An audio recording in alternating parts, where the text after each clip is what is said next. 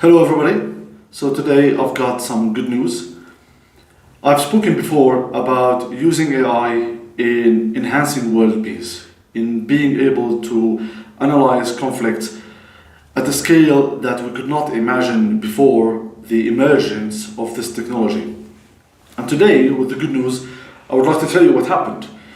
We finally got ourselves a big project. We got some really generous funding from the German state, to be more precise, from the very prestigious institution that is called Konrad Adenauer Stiftung. It's probably Germany's most prestigious institution, and what they do is they fund democratic efforts, conflict analysis, really high-level research, and stuff like that. So BrainBridge, my startup, has been finally awarded such a funding, and in this project we will be able to demonstrate the power of AI in analyzing conflict. And later on, I will tell you how I believe that this technology can actually be used to save lives, to predict conflicts before it happens. So what happened is that last March, there were some really horrible massacres that took place against the Alawite minority in Western Syria, in the coast.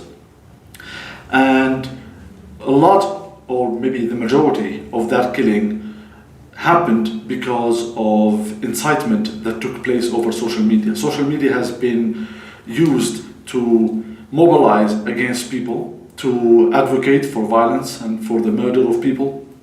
And therefore, this is a great opportunity for us to help shed light on these massacres and how people reacted to it, while at the same time prove the technology, proving machine learning, AI in general, as a really valuable tool in achieving world peace, in protecting lives, or at least shedding light on conflicts and analyzing it at a much bigger scale. So the idea is, if a lot of this killing happened through incitement on social media, then what can we do in order to understand this link, the link between social media and atrocities on the ground? Now, before, if you wanted to analyze a conflict, you would have to do it the old-fashioned way. You would have to do it either through secondary sources, maybe from reading articles, analysis, and then writing your report or article based on that. Or if you wanted to get some primary sources, you would have to conduct interviews or do a survey. The problem with that is that if you wanted to conduct interviews, it will take a long time. It's very time consuming and effort consuming. And also, because of the nature of that, because it's so difficult, you could not really have a really big sample. Maybe you'll be able to interview a few dozen, okay? If you're an academic or a journalist with some really good funding, then you could conduct such interviews or maybe do a survey. But if you do a survey, it's pretty much the same problem. It costs perhaps even more money because you would have to have people on the ground who would go and speak to the people there. It's like an interview but at a bigger scale.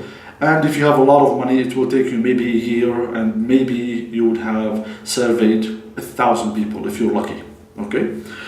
But now, with social media and everybody on social media voicing their opinion right there, their honest opinion on social media, now we have the opportunity to get a much, much bigger data sample.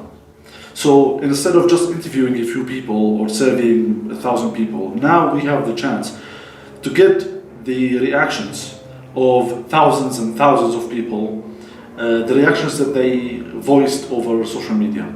So what we're going to do is we're going to have this project that almost completely depends on AI. We're going to get data from social media, from relevant social media accounts, regarding what happened in the Syrian coast.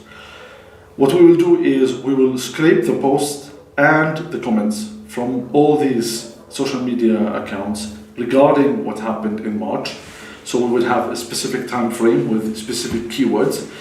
And our project promises to analyze at least 100,000 of these posts and comments. The analysis will be done using a sophisticated technology called knowledge graphs. So what we will do is we will use large language models to analyze this data that we will get from social media. We will analyze them using a large language model, and we will put the results in something called an interactive knowledge graph. This knowledge graph will be able to show the overarching topics regarding the massacres, so what people talked about. What are the topics? What are the relationships between these topics? And also, what are the relationships between the accounts that discussed that topic on social media? In the future, I will have a more detailed video on knowledge graph, what are knowledge graphs and how do we expect them to be analyzed, to be analyzing conflict. But today, I'll just stick to the news. So this knowledge graph through BrainBridge solutions will be put online for free for anybody who's interested. So the plan is to have this interactive knowledge graph that represents the opinions of maybe tens of thousands of people, and the results will be shown interactively through a website. So you could go to a website, maybe we'll put the knowledge graph directly on our company's website, and from there you'll be able to go and see the knowledge graph, and you'll be able to, anybody who's interested will be able to see how people reacted to these massacres, what were the causes maybe to the incitement, what kinds of hate speech were there because of the massacres and the developments that happened on the ground. All that will be put interactively in a manner that is really easy for anybody to understand and analyze, and it will be put there for free. Okay, so this is basically the new generation of analyzing conflict. This is a project that has never been done before, and it is very exciting. At the same time, it is a little bit stressful, but I'm very lucky to have a very powerful team. So we are lucky, and I'm excited because we are doing something brand new, something that has never been done before. So we really feel proud of this kind of project. It is a bit stressful because nobody has done this before. So we have not done this before. We don't know anybody who's done this before. And even if it happened, we don't know them. They're not there to help us. So we're basically learning as we go. We have a very powerful technical team that is very capable, so I have full faith in them. And that's the good thing about being able to recognize people with high agency, people who are determined, people who can be absolutely dependable. And for that, I'm very thankful. So today, this is the news. The news is that we are now starting this journey, properly starting this journey of using AI to study and analyze conflict. Now, in the future, it is my hope and my really long-term ambition is that once we have perfected the use of this technology at a level, at a limited level, like this case study, for example, I think this same technology can be developed further to help us predict attacks in the future. Now, anybody who's watching, you can tell we're using common sense that no conflict starts before some kind of rhetoric, some kind of a speech, some kind of people talking about it, right? We don't really expect Canada and the United States to start a war tomorrow, to go into war against each other tomorrow. Why?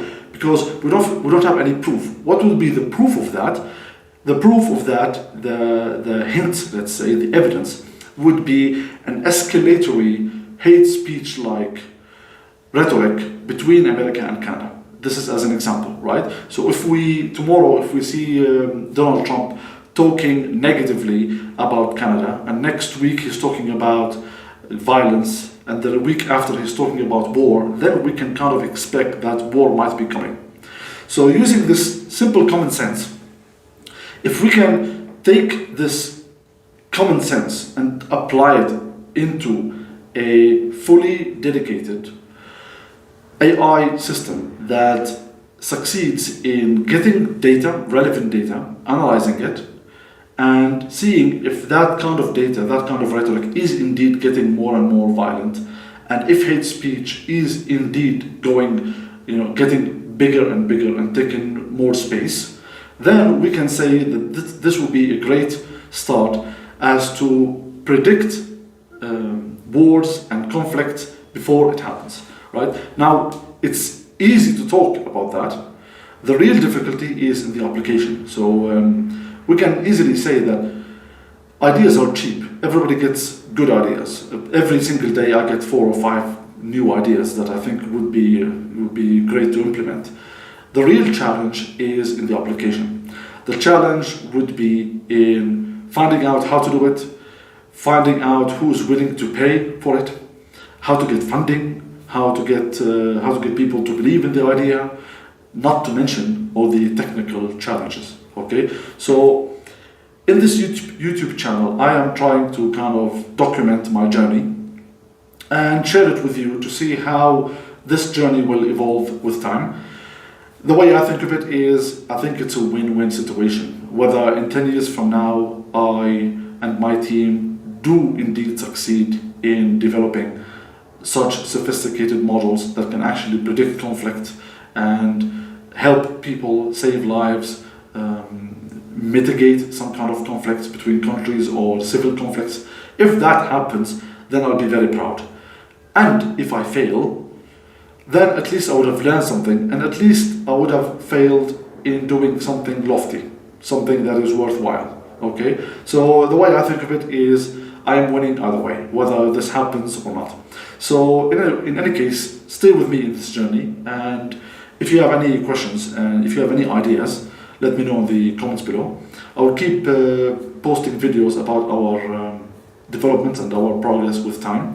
We are now working on developing our systems for scraping these comments and posts, and once we have all the data, I will share it with you. I will tell you what kind of data we got and why that data is relevant. So that's it for now. Thank you very much for watching, and I will see you soon.